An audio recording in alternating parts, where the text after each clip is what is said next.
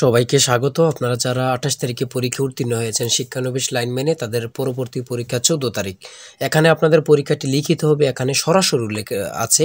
MCQ পরীক্ষার জন্য যে এডমিট কার্ডটি আপনাদেরকে পাঠানো হয়েছে, ওই এডমিট কার্ডটি নিয়ে যেতে হবে। সাথে কালো কালির বল পয়েন্ট অবশ্যই সঙ্গে আনতে হবে, সঙ্গে নিয়ে যেতে হবে। অর্থাৎ কি, আপনাদের পরীক্ষাটি অবশ্যই কি হবে, লিখিত হবে। আর লিখিত পরীক্ষার প্রিপারেশনের জন্য সংক্ষিপ্ত আকারে আপনাদের পরীক্ষাটি লিখিত হবে। আমরা চূড়ান্ত একটি সাজেশন তৈরি করেছি। ইনশাআল্লাহ এই সাজেশনটি পড়লে আপনি পরীক্ষা উত্তীর্ণ হতে পারবেন। এই সাজেশনটি দ্রুত স্ক্রিনে দেওয়া হোয়াটসঅ্যাপ নাম্বার রয়েছে, ইমো নাম্বার রয়েছে, দুটোর মধ্যে যে কোনো একটি মেসেজ করে সাজেশনটি সংগ্রহ করে ফেলুন। ১০০ টাকা কিন্তু বড় কথা না, ইনশাআল্লাহ সকলে পাস করবেন।